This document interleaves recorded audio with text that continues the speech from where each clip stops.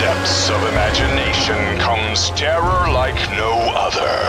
From experiments gone wrong, things crawling from atomic wastes, alien behemoths, prehistoric titans. Nowhere is safe when they strike without warning. Can nothing stop these forces of destruction? Science? Weapons? Love? You'll just have to see it to believe it. Scream, run, hide if you must. Nothing can survive the Monster Zone. Do you like big things? I like big things. Do you like big monsters? That's my second favorite thing. Welcome to the Monster Zone.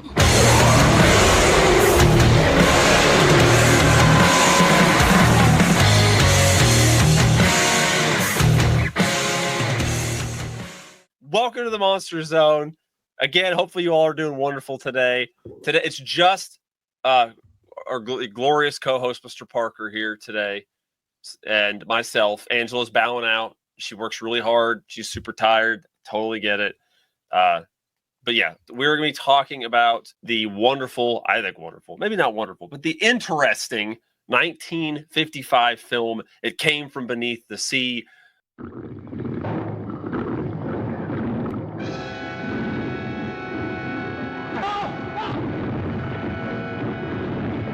A tidal wave of terror engulfs the screen as a raging monster from the dawn of creation attacks the world of man. Here, gentlemen, is your villain. It would take an enormous number of those to disable a Navy submarine. Or just one of enormous size, Mr. Chase.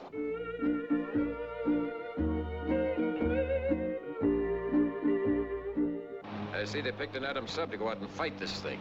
Why is that, Commander? Could be because of the new electronic equipment, or her speed. Was she ordered back here from Hawaii just for that? That's right. Think it's as bad as that, do you? I think we're lucky she's here. The H-bomb blasted it loose from the depths of the Pacific. But not even the H-bomb can kill it. Unknown object coming this way. Entering minefield. Stand by, number 38, mine. Fire! Go up. Ready, number 12, south. Fire! Coming on through. That's the end of our first line of defense, Miss Joyce. Then the red alert.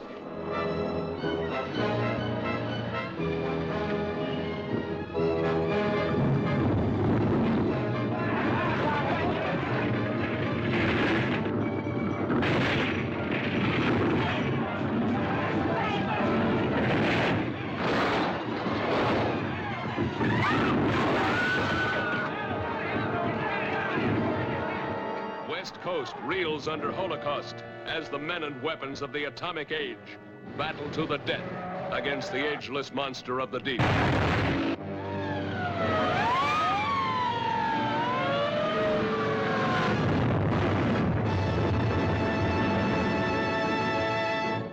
Another Ray Harryhausen effects flick. But before that, I'm going to do the same thing I did last time. Parker, what's something interesting you've done in the last month? Oh boy. I mean, in life, I got to bring my kids today to go see dinosaurs. We got to go to like this cool place to see like these like lifelike animatronic dinosaurs. Oh, wasn't Jurassic Park because I don't know if we would have made it out alive, but it was pretty cool. Other than the fact that the dinosaurs, a lot of them were Jurassic Park replica like standards, but yet they had fact cards that had the actual facts for the dinosaurs and what they looked like. I'll have to send you pictures and maybe I'll post a couple of this episode. But yeah, that was really fun. It was about an hour away from us, and we walked through like 3 times because my youngest at first was terrified, and then he got a little bit more comfortable, and then he was like just leading me around, pointing out the dinosaurs. That's good. That's good. I hate for him to have a bad experience. I went to those as a kid. I've taken my kids to them. That's actually hasn't been one around here in a long time. Was it just one that goes through your area? I think it started in March. I think it goes for a few months, maybe. It was in like an old armory. which is really cool. So it's like this huge space. So they kind of decorate it to kind of look like the jungle or wherever these dinosaurs lived in a way. Yeah, of course. At least it's like an old armory. Surely, if the animatronic dinosaurs somehow gain sentience, they can kill them with the close by armaments. In theory. Yeah, they that always works. Rise in up against the humans, right? Damn you, AI! The Chuck E. Cheese animatronics were just the start. Fucking Showbiz Pizza. That's super cool. I don't think I could top that. Trying to think of anything wildly interesting that I've been doing. I've been beating a lot of Mega Man games. There you go. And just knocking them out. I don't know. I've been playing a lot of my retro handheld. I knocked out Mega Man 3 on the Game Boy release recently. I just beat Mega Man X2 a couple days ago for shits and giggles. I did about 2 hours. What I like to do. And other than that, I guess I've been working on my truck a little bit. I got the transmission half the way out of it. Not super exciting for what most people probably care about. I don't know. Our internet went out. Watched some old movies. I don't know. Sounds fun to me. All right. So that was our little thing I like to throw in there, so you can kind of hear what we do. Patrons I can hear kind of what we do. That's not related to this or I was going to talk about podcast stuff, but I feel like you guys hear me talk enough about the podcast. I like to might as well share some non-podcasting stuff. Yeah, that's what I was trying to think of. I was like, what else do I do? That's right. Like literally, that's I'm like family, podcast, work.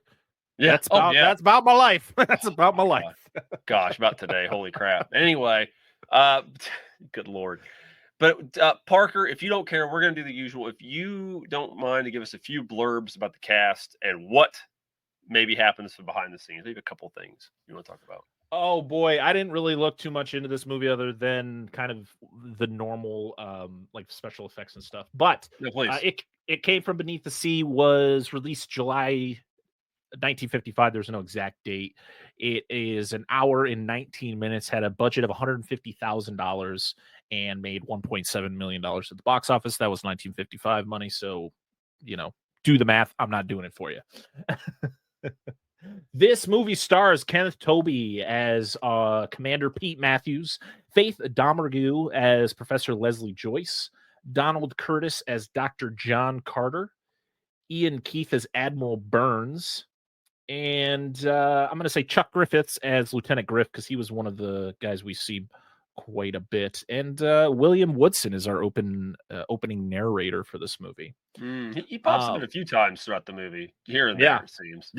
Yeah, it's a 50s monster movie, so it's kind of normal to have the like random voiceover throughout the movie that kind of explains like what's going on when you kind of know what's going on. You don't really need the narration, but you're like, all right, I guess this adds a little bit of extra information. It's so kind of spotty though. You're just like sitting there like things are happening. He's like, and this is going on, blah blah blah blah. I'm like, dude, where the fuck were you for like the last 20 minutes? Like, what the hell? Thank you, hello? I guess. So this was the title for this movie was kind of influenced because of It Came from Outer Space.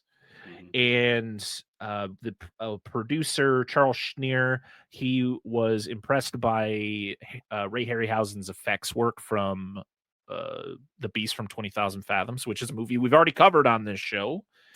And so that's where he wanted to reach out to Harryhausen and get him to work on the effects in this movie. And of course, as always, Ray Harryhausen's effects are the highlight of this we're going to talk about it more in detail, but other than these effects, not much going on in this movie. No, and there's actually apparently Harryhausen had a pretty shoestring budget compared to some other projects he'd worked on. So yeah, you can kind of tell, but I mean, it still looks fantastic. So I'm not going to be like, kind of looks shittier than those other ones. But yeah, I mean, the more money you get, the better you can make things look, I guess. So where are you at, Harryhausen? Yeah, but you got to think like the creature in this is so intricate, and the way the movements are very it's not like any of the creatures we've seen from him in any of the movies we've already covered on this show.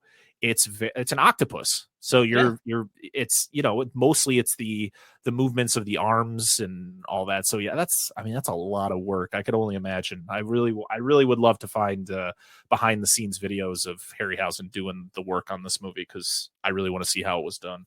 Apparently, the prop only had 6 legs because he didn't have the money for it. So he made any shots he did with it, tried to make it look like you couldn't see. I didn't even tell. Like, I didn't even know until I Mhm. looked it up after the fact. I mean, it was actually praised as a solid movie. Like, people liked it back in the 50s. It had, because of, I guess, Harryhausen's work. And, we're going to be talking about a movie from the 50s. So there's a lot of problematic things that go on in this movie. But in the 50s, when they were reviewing this, it wasn't problematic, So, but we're going to get to that stuff once we start covering the movie. I literally have the movie playing next to me, which is something that Dan and Angela usually do. I know. She's not here to have it playing. I was like, I have to pull this movie up because I need to be able to jump to certain parts and just relive it as we talk about it. Because there are some movies that I'm just like, moments in this movie where I'm like, what? Excuse me? Some interesting kind of like legacy things with this movie. There was a comic series called It Came From Beneath the Sea Again, which came out in 2007. It was by Tidal Wave Productions. It was part of Ray Harryhausen's signature series, which kind of continued the story from this, because you kind of don't see what fully happens at the end. It kind of just ends, as most monster movies in the 50s do. So not really that surprising.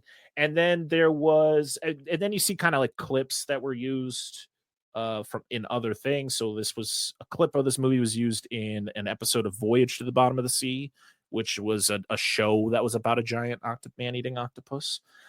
And the scene of the cephalopod, as I should say, or an octopus attacking the Golden Gate Bridge was actually shown on a TV in Godzilla 98. So to be honest, didn't know that fact when I wore this shirt for this episode. So look at that. Good. This was my dinosaur shirt when I went out today, because I already had worn my Jurassic Park shirt and I was like, I need to wear a dinosaur shirt to this dinosaur thing. So closest thing I could find. So there we go. It's relevant. And in the movie, The Mitchells versus the Machines, which is a fantastic animated movie on Netflix, a theatrical release poster for this movie is seen in the main character's room. That's awesome. That's pretty cool. Good. So but other than that, was a fan. Yes. Oh, other than that, I mean, it's I guess because of the success of this movie, Harryhausen collaborated with Schneer again in a movie called Earth versus the Flying Saucers. Yeah, I need to see that. I guess that was pretty cool. And it was also a theatrical double bill with another movie called Creature with the Atom Brain. Yep. Which just sounds bonkers, and I want to see it. So yeah, add it to the list. Yeah. So I mean, to be honest, those are kind of the most important things. A lot of this movie does look really good because it does look like they shot a lot of this practically in like not just sets, but like their submarine shots that actually look like they're on top of a actual submarine, which is pretty cool. So I mean, there we go. I was reading that a lot of the scenes in the subs were actually shot in subs. Yeah, I mean, it's wild because I'm watching this movie from 1955 where they're showing this brand new like state-of-the-art submarine, and I had just watched the movie Das Boot, which is a movie from 1982, which is about a German U-boat. And boy, what a drastically different look between these like new state-of-the-art submarines from an actual movie from the 50s, and then watching a movie that takes place, I think it was like 1941, and seeing like how do these things survive? Not many did, but yeah, seeing the evolution of submarines is pretty wild. So yeah, right. It's a fucking tin can on those older ones from what I've heard. Even though the newer ones feel like apparently you're inside of a tin can from what I've heard. It's a submarine. When is it ever going to feel like comfortable? Right. I have two little bits I want to throw out there, and this involve the main character, Kenneth Tobey, who played Pete Matthews, Commander Pete Matthews. He actually was in a film we previously covered. He was in Beast from 20,000 Fathoms. Oh, because I was like, this dude looks familiar. Was he one of the main characters? He is. I know, because you click on his page, it's like top featured, and they mention what was the other damn movie they mentioned of his? I was like, why do you have that and not the other thing? Oh, The Thing from Another World, which makes sense, but they don't mention fucking The Beast from 20,000 Fathoms. Huh? I'm like, what the hell, dude? You said Kenneth Tobey, right? Yeah. Is that what we're talking about? He was also in Gremlins. Apparently. And Gremlins 2. And Big Top Pee-wee. And The Howling. So I guess he was friends with Joe Dante. So that's pretty interesting. Yeah, he was Colonel Jack Evans in Beast from 20,000 Fathoms. Huh. Yep. Okay. But the other thing I wanted to mention about him is I did not know this. Is one of his final roles was the voice of a scientist in the episode of Angry Beavers, Food of the Clods. So it's the one I had to look this up. I was like, no Wait, fucking did way. you say Food of the Clods? Yes. So more references to shit we've covered. So it's where they stay up late one night watching B movies. And apparently you eat the wrong kind of food, and then it's not sleepwalking, it's nightmare walking. It's where they reenact the movie, but they don't realize they're doing it. And that's the whole episode. They eat too much bad food, and it's like them reenacting these terrible B movies and trying not to kill each other. And apparently he does the voice of one of the scientists in it. And I'm gonna have to go watch this fucking episode. Oh, that's amazing. So I can hear it. So that's fucking dope as shit. And then the female lead, Faith, I don't even know how to pronounce her last name. Domergue. Domergue. That's how we're going. Sound looks. She played Ruth. She played Ruth, the female lead in This Island Earth, and which is fucking hilarious because the MST3K movie covers that. Oh man, that's what I remember her from. Anyhow, do you have anything else you want to add before we get into this movie? I didn't mention who directed it. It was directed by Robert Gordon because, of course, it was another Gordon. No relation to Burt I. Gordon. Oh, okay. No relation to Stuart Gordon. Just another Gordon making monster movies. They're all Gordons. He worked in a lot of stuff. He worked on Bonanza, the Maverick movie. Maverick. Yeah, the original, not the one that had Mel Gibson in it. But yeah, he started acting in 1927 in the movie called The Jazz Singer, which is one of the first, I think, talkies. Okay. So I could be wrong. Let me know. But yeah, that's who directed it. And then we have Hal Smith and George Worthing Yates as the writers. George Worthing Yates, he's worked on a lot of stuff, a lot of monster stuff. He did Earth versus the Flying Saucers, which is the movie we talked about that came out the year after that Ray Harryhausen worked on. He also worked on The Amazing Colossal Man and War of the Colossal Beast, which we also covered on this show. And he was a screenwriter for King Kong versus Godzilla in 1962. Nice. So very nice. Yeah, he did. I mean, this was the guy who he was the big time writer, where the other guy, Hal Smith, you look at his credits, I mean, he's got some, but nothing even remotely the same. So yeah, okay, so there is a reference that I'm glad you mentioned that, because I was reading the synopsis for Food of the Clods, and one of the B movies they watch is The Amazing Colossal Colossus. I was like, yes, I get that. But anyhow, I see you mentioned. Are you ready to get started? Let's do this.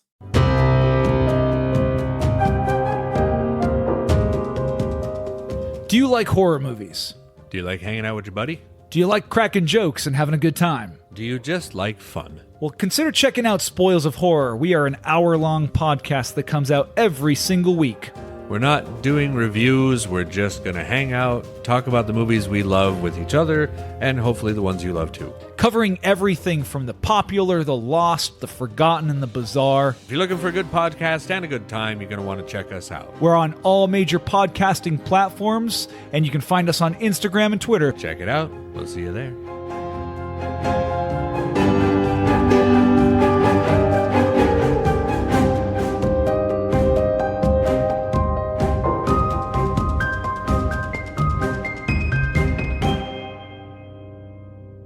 Cool. I have it rolling over here too, so we can watch them go play in the water.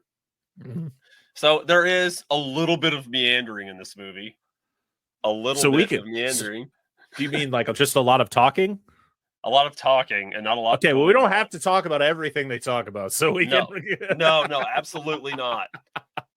So the movie begins with stock footage of them deploying nuclear subs or submarines into the water, and of course we get the usual narration like all these movies seem to start with, and then cut to the title screen or title card, which is actually rising from the ocean. It's got the bubbling water, and then it came from beneath the sea, and then all the credits, blah blah blah. But then at the end there's this weird text scroll at the credits where they're like, yeah, go pull it up. At the end of the credits, it's going, and during the credits scene it stops. And then a text scroll starts, but the narrator's not narrating it.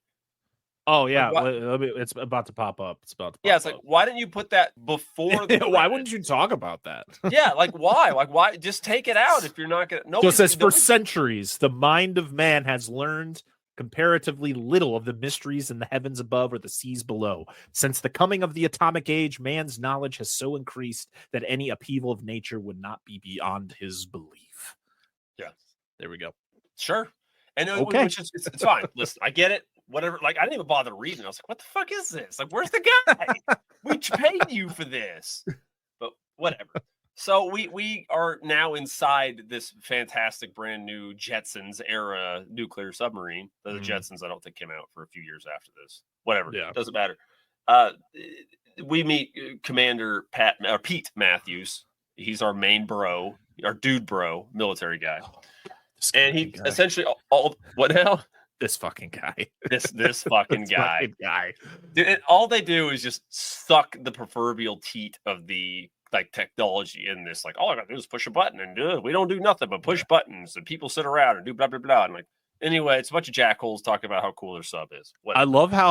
I love when they're looking through the periscope, both him and Griff, who's like the second in command. I'm glad you got his name. Instead of looking into the periscope like this, they like drape their arm around it. They're just like, and then they drape their other arms like, yeah. Like, what is happening right now? Is this just something people do, or like they just like ask? I mean, some of these guys could have easily been in the military. Griff is horny for the sub. He is just like, yes. Oh my god, it does so many things. There's actually something in the corner that sucks me off, and you're like, yeah, Griff, too much info, man. What? We told you not to put that there. It's the relief corner. I mean, it is a dick-shaped tube full of men. They have to do something to take the edge off. And women aren't allowed on it. So no, not at all.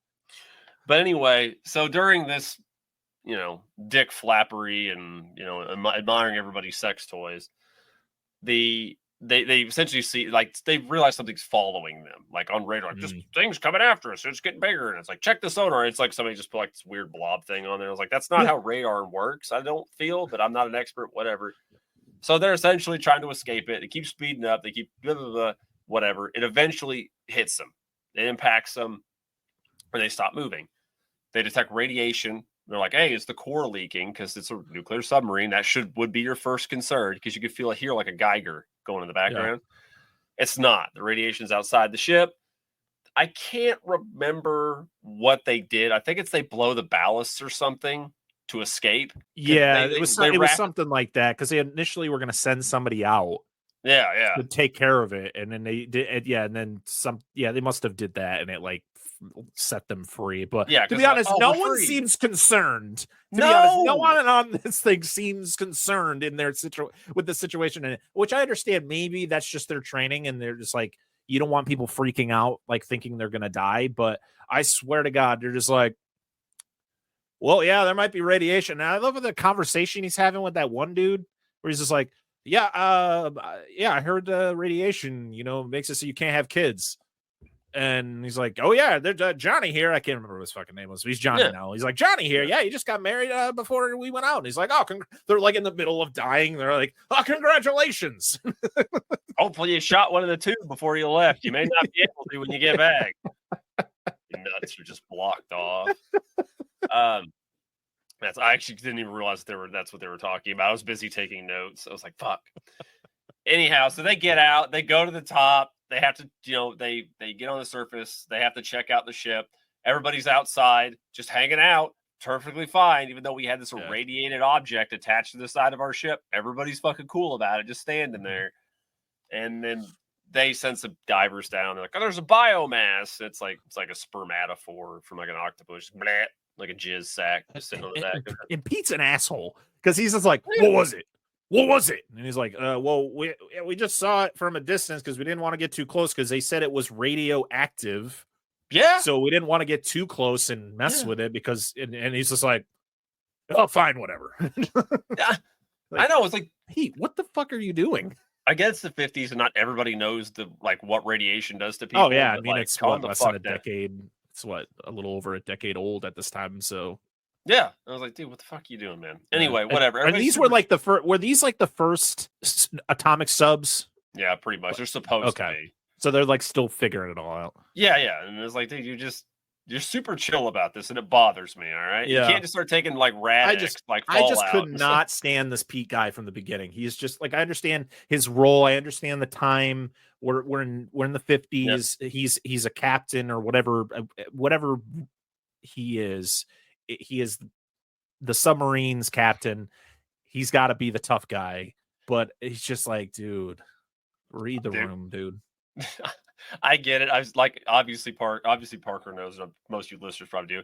I've seen this kind of shit all the time. So like, this dude's just the archetypal dude for these. Yeah. I'm so used to seeing him. I'm like, it doesn't bother me, but I'm like, dude, you're such a dick. Yeah. From all the monster movies that we've watched for the show, this guy exists in almost every single one. Oh, so, God, yes. Yeah. And I know this guy all too well. So they take the biomass to Pearl Harbor because they need to get it checked out. Insert scene of scientists over big container checking it out. However, I kind of do like a shot or two in the scene where they're in that containment room, whatever it is in this box. You never see it. And the scientists are all in these big hooded things with glass shields, which at least look like might have some protection against radiation, better than some movies where they just hold a cloth and you don't over their mouth. Yeah. And it's like, it's just a zoomed in shot of like their mouths. Yeah. And like, it almost seems like, I don't know if that was intentional, but it's really kind of stylized because it's only like their mouth, like the lower part of their mouth you see, and it's just like cuts in on them and like starts jumping around to them. Like, I kind of like that. Again, don't know if that was intentional, but it kind of looked neat. No, it was a very cool shot. Also, didn't know Pete was one of the three people. No, I didn't know he was the guy in the middle. No. Not until you see them later and you're like, oh, it was this fucking dude. Yeah, so this is where we meet our two scientists, which are hold on, I got Professor Joyce. Don't remember her first name for the life of me. I can fix this. I can find out. Leslie. Yes, Leslie Joyce. I'm just going to call her Joyce because that just works for me. That's all I remember her as. And the other dude. It's funny you remember her as Joyce, but I swear to God, Leslie was said like 50 times in this. Yep. We have a client that we take care of their property lot, and her name's Joyce, and she's extremely overbearing, and that's why I remember it easier. Gotcha. But that's fair though. And the other dude's John Carter.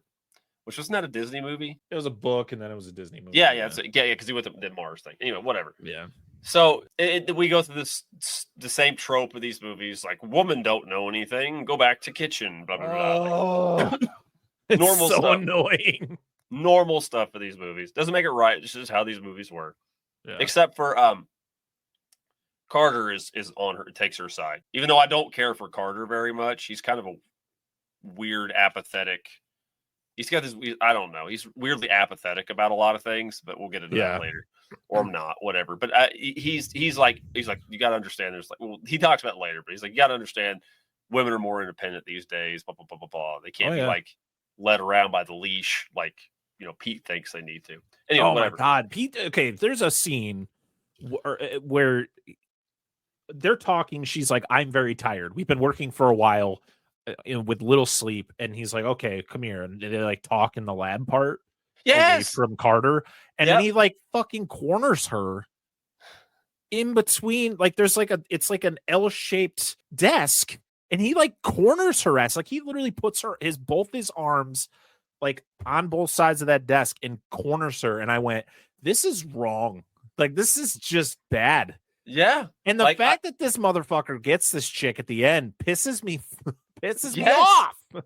Hyper masculinity, dude. And I really have a quote. I have a note here I was like, whoa, Pete, let the lady breathe. He's like, I literally have it up right now, and it just makes me angry. It would just and she stands up for herself, and she's definitely a strong.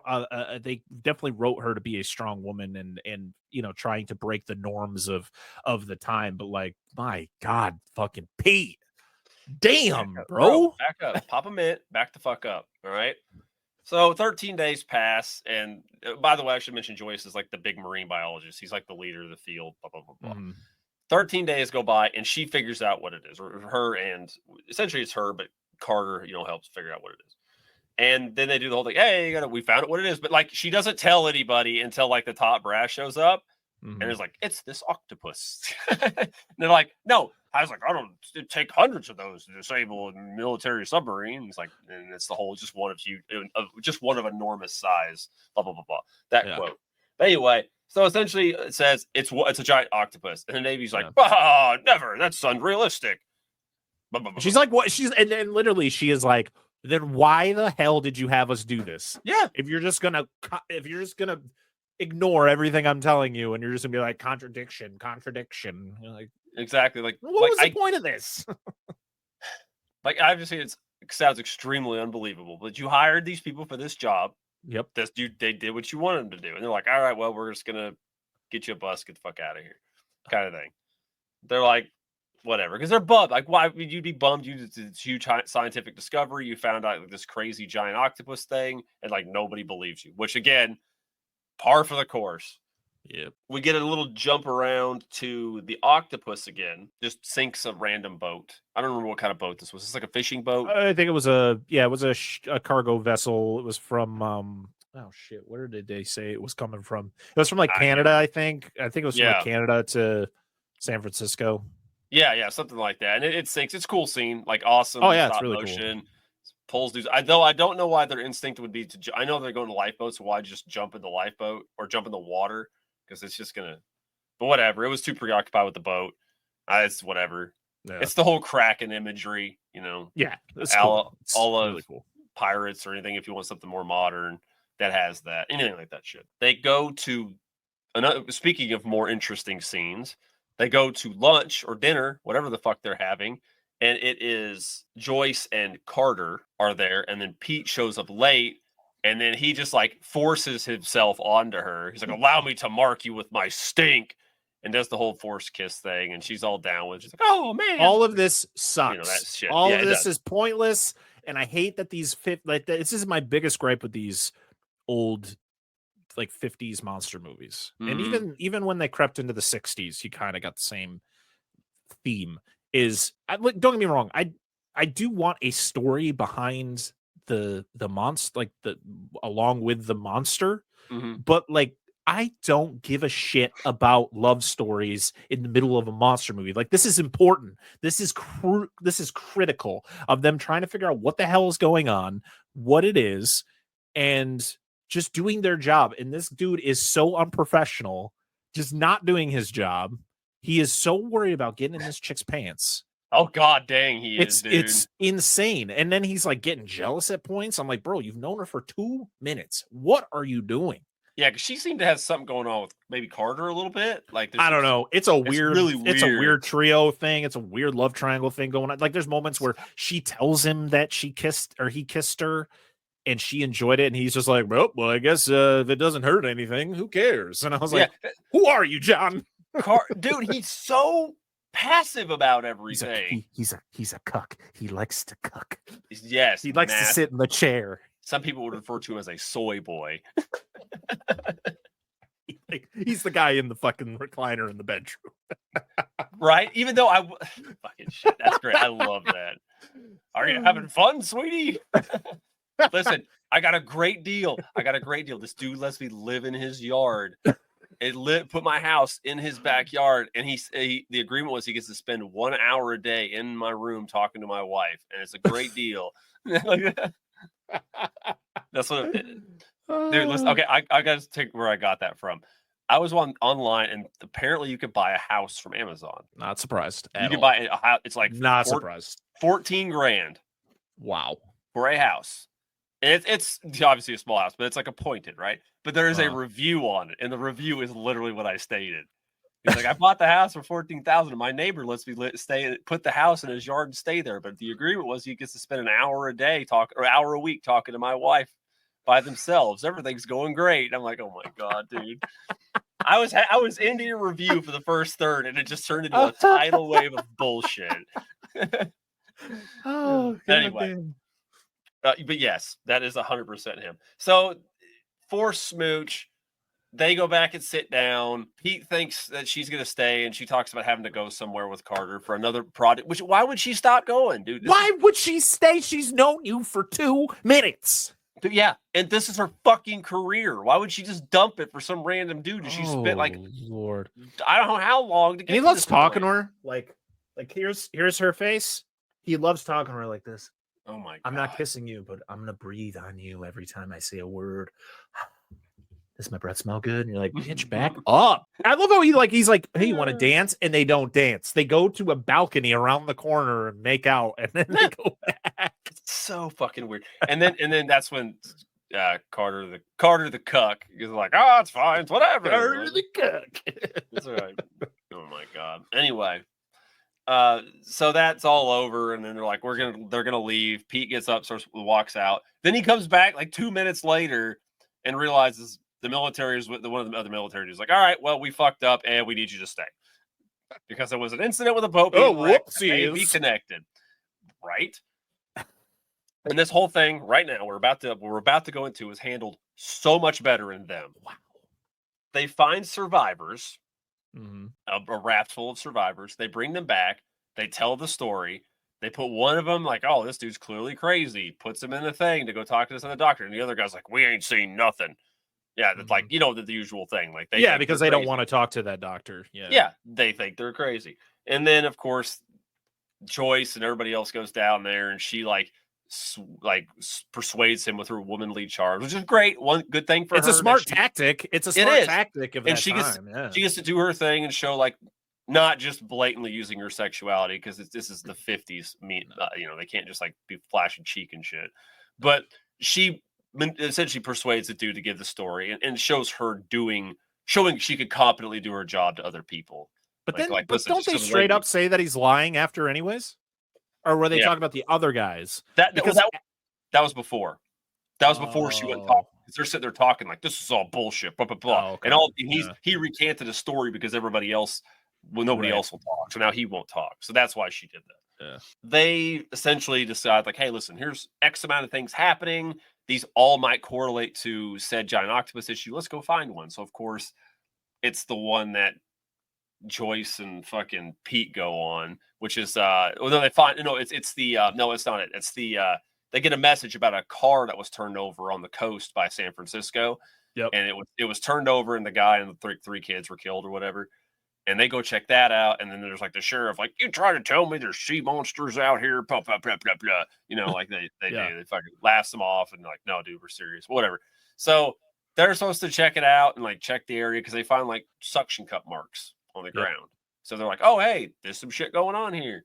And long and short of it, they stay there and try to check shit out. They go like spearfishing, and Carter shows the fuck up, and Pete tries to eat her neck at one point, and he gets. What are we doing here? It's just like, what are we doing? Like, he comes out of the water with his spear, and he's, I guess, just fishing. And then, they're like having a makeout session on the beach until they hear like, oh, it's me, John. I'm here. Where do we put the chair? Yeah. Exactly. I gotta put the chair somewhere. Let me get a picture of these suckers, and I'll pull the chair up, and we'll get a cot, and we'll make this shit happen. Hey, cowboy hat guy, you want to join in? Yeah, pretty much. You can watch or wait till Pete's done, and you can go after. I'm fine with I'm fine with sharing thirds. It's all good. Oh God. Oh God. So I actually have. Damn, I'm an idiot. I have a note in here that says Pete gets coctopus blocked. He does. Because he's trying to like mac on her so hard, and then these people show up, and then the octopus shows up and kills the local sheriff. Oh, so we gotta have somebody die. Poor guy. I just love the whole. It's the greatest when the freaking tentacle just drops on it. I think his first reaction is just screaming. He's like, "You have a gun. Why don't you try shooting it? At least take a couple shots." And then it's the Charlize Theron Prometheus effect of instead of running to the side, we just run straight. Yep. Yeah. Well, and then why the fuck does Joyce scream? Why? They know what they're dealing with. I mean, I guess it's shocking to see it, but why the fuck? You got to have, because I feel like in these movies you have to have a woman scream in fear. I know, like you have this thing where she's like does this thing where she gets this dude. It's like, hey, I'm a strong lady. I could do this stuff and assert herself into the film. And then it's like the next few minutes she's whimpering damsel in distress for like 2 seconds. Like, why? Like you could, I don't know, whatever. Yeah, I agree with you.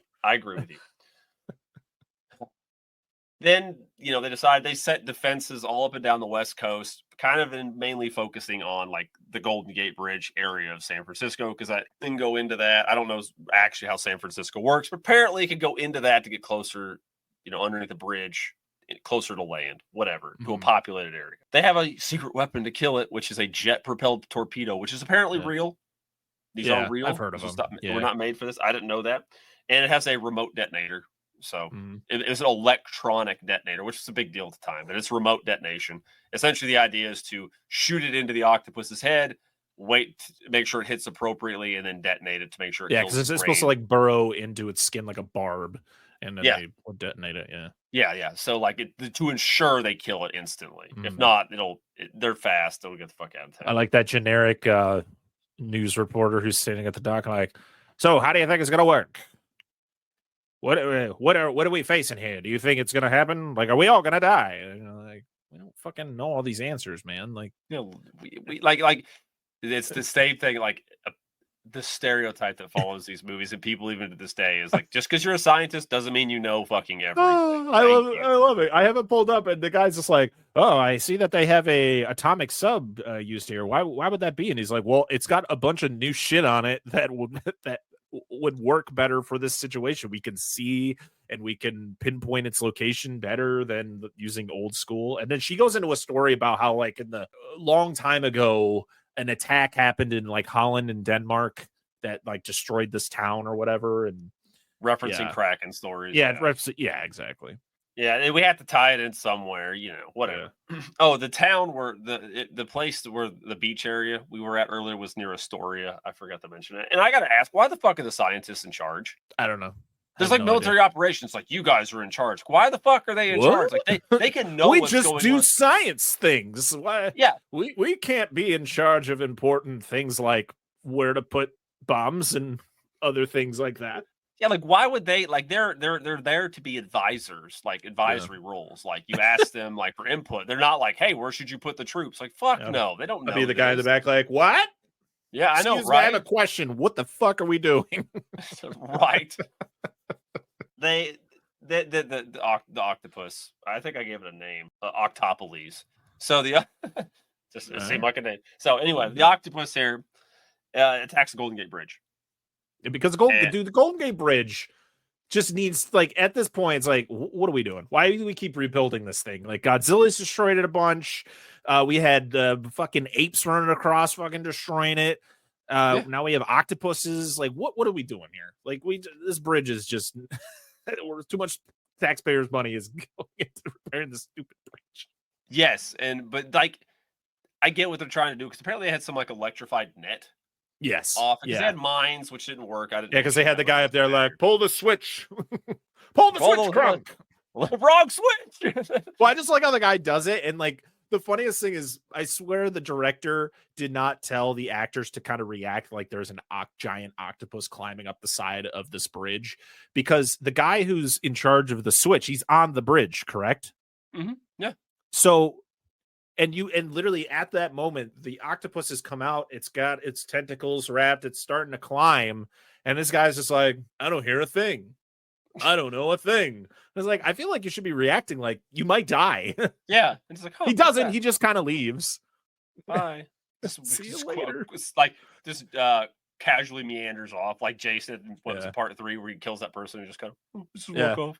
I also like the fact that they had this whole thing with mines that just did nothing. No, it was pointless. It was an extra 5 minutes we didn't need. Yeah, and they're like, fuck it. Well, there's your first line of defense, Miss Joyce. And I'm like, well, set up the fucking okay. Well, I guess it failed. Is this a part where she calls Carter and she's like, huh, it's going to the Golden Gate Bridge, and I love conversations like that where they don't like end the conversation. There's like, bye, octopus, Golden Gate Bridge, and then she just hangs up, and he's just like, hello. Yeah, was that supposed to do something? Okay, I guess that's it. Okay, I think that was the cue. Like, anyway, so they go to the Golden Gate Bridge. It starts getting attacked. Whatever. And Carter runs out. The switch thing doesn't work. Carter runs out to like flip the switch or something again, and the bridge gets attacked. And Pete goes out there to help him, and they get out. Part of the bridge gets taken out. The octopus falls or goes back in the water. Oh, it squishes its own tentacle. So the actual brace on the bottom of the bridge, when it starts compressing that, you can see one of its tentacles is wrapped around the inside, and it's actually smashing it. Oh, it's smashing his own leg. I was like, what the fuck, dude? That has to hurt. Why are you doing that? Yeah, I do find it hilarious that Carter goes onto the bridge like a psychopath and resets the switch, and just oh no, what do I do now? And Pete's just like, get out of my way! I gotta get to the bridge. Hop on, let's go. Come on. Phillips, I don't think anybody knew what they were supposed to do because they flipped that switch for the thing, and the octopus goes back in the water, and then nothing happens. Yeah, and I was like, what? It did, whatever. Anyway, so essentially, there's panic in the city, like, hey, you can't do this anymore, curfew, blah blah blah. Don't use the ferries. People are mad. I want to use the ferry boat. Like, well, then just drive the fuck around or something. You'll figure it out. I don't know. Swim. All right. Well, maybe not, but no. Don't do that.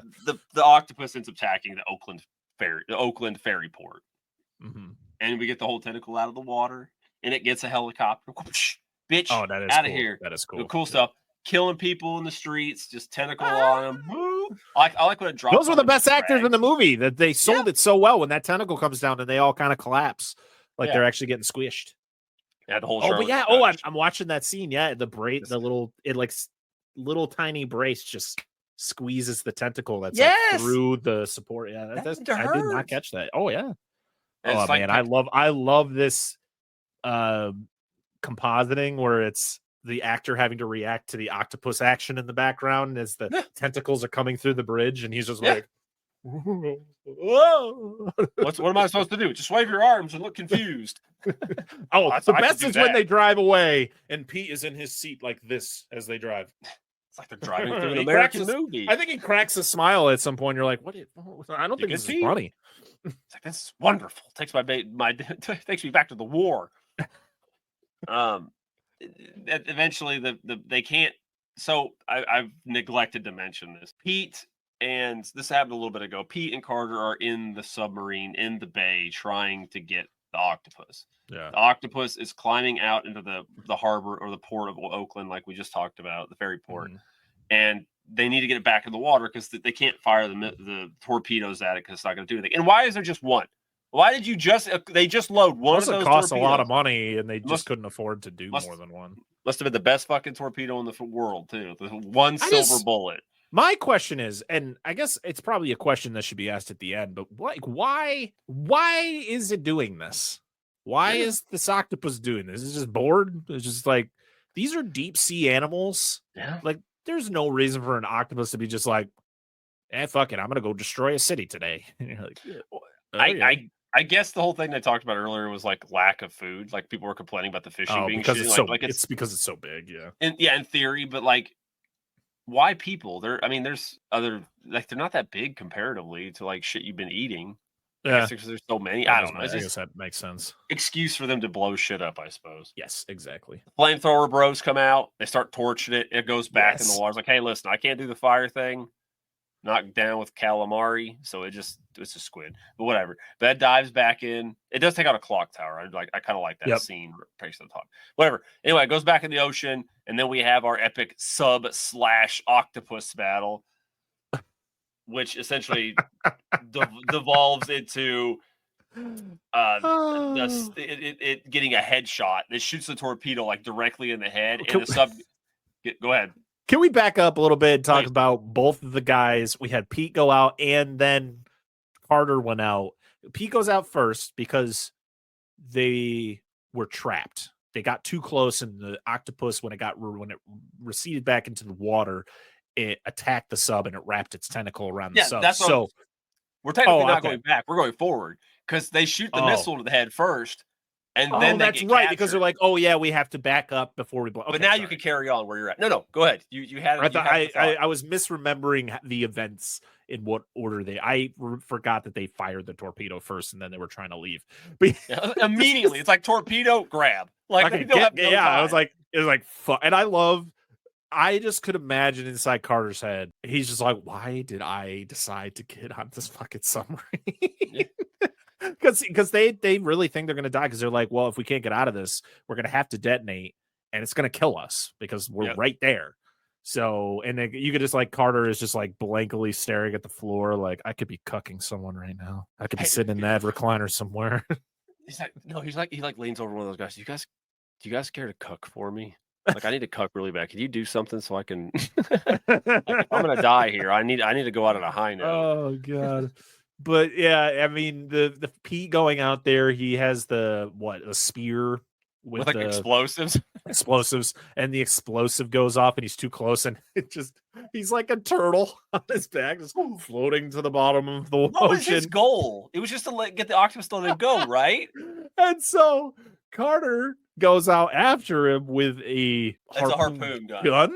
Okay. At least he's being smart. Like, I've got a stick with a bomb on it. Like, at least shoot the stick. It's funny that the scientist, I mean, I guess, yeah, he's a scientist. He's very smart. But the fact is, like, the other guy's a military man who's like, I feel he should have the better plan of how we should do this. So maybe I should have used the harpoon gun, not just go up 2 feet away from the thing and just go, and then be like, gotta swim away. Yeah, I know. Like, where was he aiming to? Like, I don't understand it. Like, but Carter saves. I love that Carter saves him, and then you have Griff on the sub, just like, blow it up. Like, but sir, they're still out there. That's what I'm following the commander's orders because, like, Carter also shoots the octopus in the eye. Oh, I didn't know that. I didn't see that's where he shot it. Because he's the smart guy. Like, he's like, I'm gonna shoot him in the fucking eye because that'll make him react. Because of course, octopus have fairly good vision, and like it reacts. That's when it lets go of the sub. And the sub's like, let's get out of here. And yeah, then he goes back and saves. Yeah.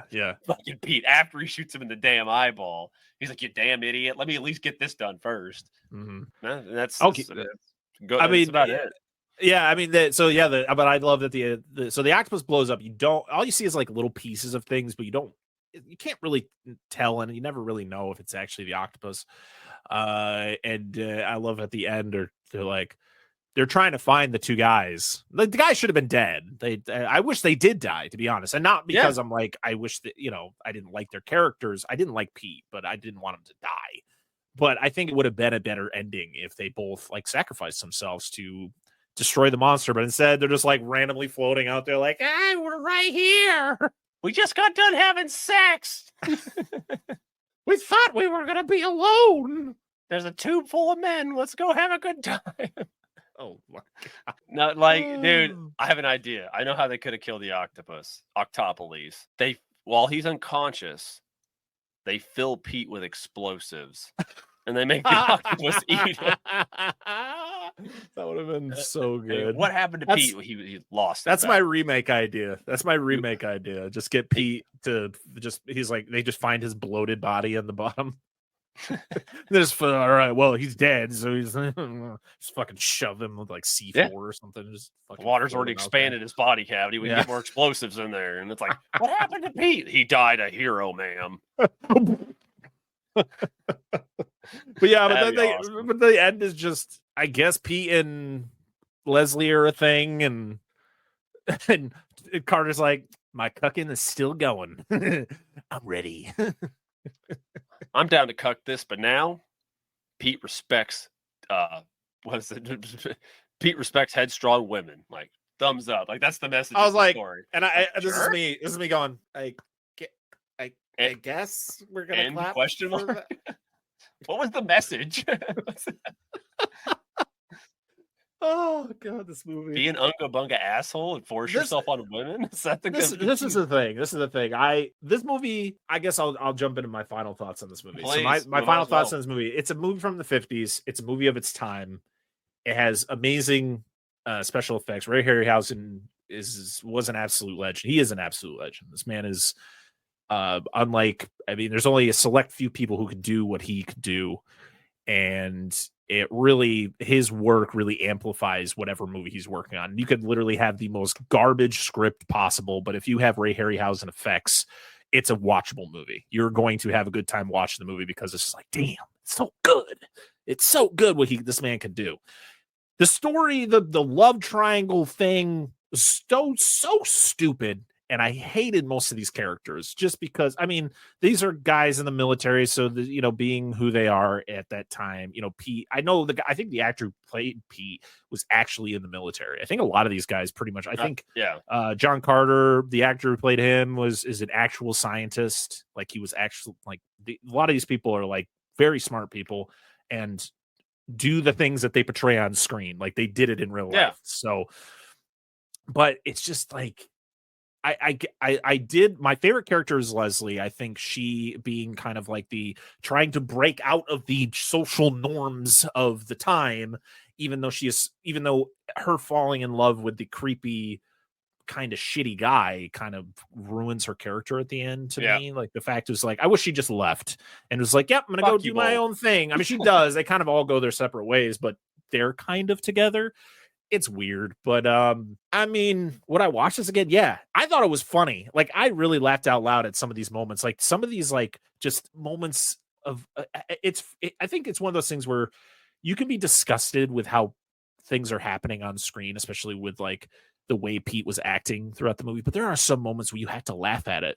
Like you just like it's wrong. It's a bad thing, but you're laughing because you're like, in a different movie, this dude's getting kneed in the balls. Like, knee him in the fucking balls. Like, that scene where he pins her up against that fucking corner, I'm like, knee him in the fucking balls. Like, this guy sucks. Yeah, please, have at. And we can accept, like, and we can, we're smart enough to be able to point out that these characters are kind of pieces of shit.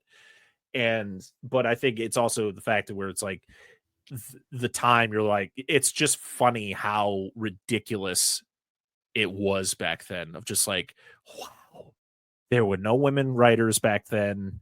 These were men writing women roles. And to be honest, the way that they wrote her was, I'll give them a little golf clap for how they wrote her in this movie, because she is stronger than most women are in these monster movies, kind of the damsel of distress, or they're the scientists, but they're just like, they turn into the, like, it's the same thing. She falls for the fucking lead guy, and you're like, why? Why? That's my question. Why do they keep doing that? What about this guy went, hot damn. I mean, he must have a big dick. That's all I could think of. He must be good in bed. He must be a fucking rock star. That's all I can think of. I don't know. I don't understand it. It doesn't make sense to me. But that's my thoughts. I enjoyed the movie. I really did. I really enjoyed it. Ray Harryhausen effects, fantastic. Story was laughable. And it's another 50s monster movie. They kind of all have a very similar formula to just throw in different they're just different monsters. Every once in a while you get one that buck the trend a little bit, but usually they're pretty formulaic. Yeah. I didn't. You know what I didn't ask? I'll go ahead and chime in on this because I figured you had no exposure to this to begin with. But I don't mind this movie. This was not one I watched very much growing up, but my dad is very familiar with this. In fact, we were watching it, and my daughter was on the phone with my dad. She was doing Duo, whatever it is on Google. You go FaceTime essentially. Oh yeah. They were doing that, and like, what are you watching? They're watching something with an octopus, and he's like, "Is it from the 50s?" And like, he's like, "Is it came from beneath the sea?" He's like, "Show me the screen." He turns around and watches it for like 5 seconds. He's like, "Yes, it came from beneath the sea." And it was just like a random laboratory scene. But like I said, this is the shit. This is the reason I watch this movie is because of him. But it was never a big one, even though I love underwater life and I love cephalopods and all that fun stuff. But it's okay. It's fine. Like I don't think this. I think this is definitely one you could just put on like kind of the background. It's fine. It's all right.